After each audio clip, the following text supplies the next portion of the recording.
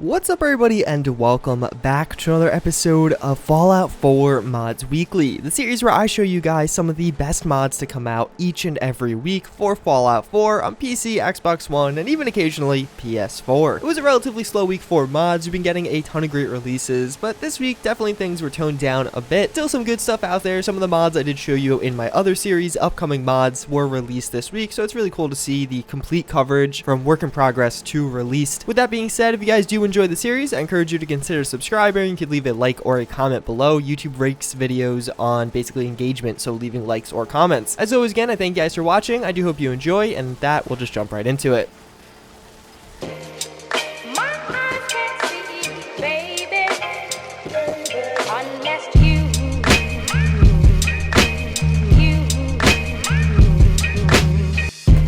First and foremost, we do have the Colt M1911A1 by Oh Dear. This is a user you may have seen the pictures and photography work of. He actually takes really great photos and even videos of a lot of different things and mods in Fallout 4. A lot of Doom's weapons and even some other users do feature his videos proudly on their Nexus page, but now he is trying his hand at modding. This is the same person working on the R700. Regardless, again, we do have the Colt M1911A1. This gun looks very good. I think that's where the shining part of this gun is. There's a lot of different M1911s and really just pistols in general. Many of them are very similar. The way this one does stand out again though is in the aesthetics.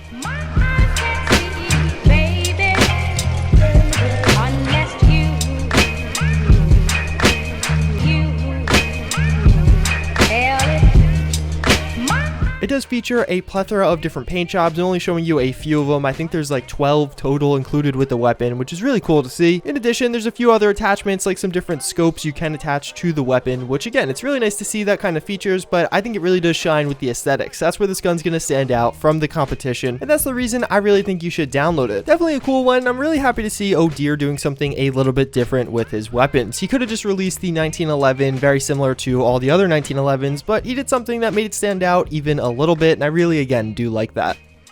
So we do have the Ashara Cyborg armor. So basically this is going to add in this kind of glossy and chrome cyborg armor into Fallout 4. It has a pretty distinctive look to it. I think this is going to be very polarizing in the sense that you're either going to really like it right off the bat or not like it all that much. I think the armor will look great on the appropriate characters. It does have those cool lights on the back, which I think really add to it. In addition, there's a few different color options, although honestly I think the chrome base color that you do get the armor with is the best one. Copper and bronze, although they look kind of cool, aren't my favorites. You also can change the lights to be either green or red, but I think either of the colors you do choose do go best with the chrome option. All around, again, this is a pretty distinctive armor. It's not going to be for everyone, but I definitely think it's going to have a pretty substantial audience and in my eyes worth a download.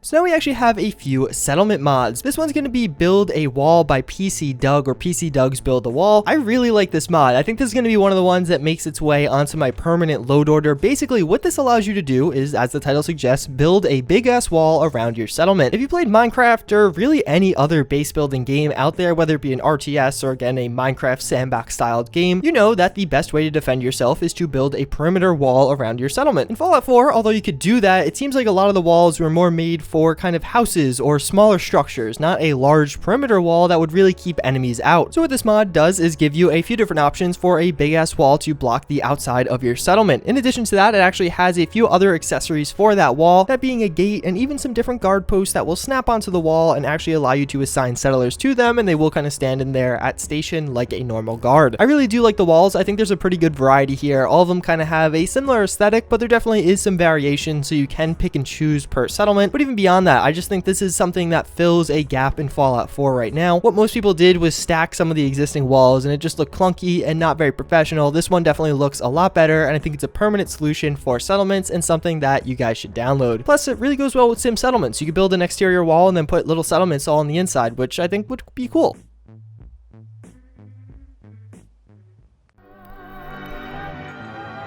So that's where he's got the mask.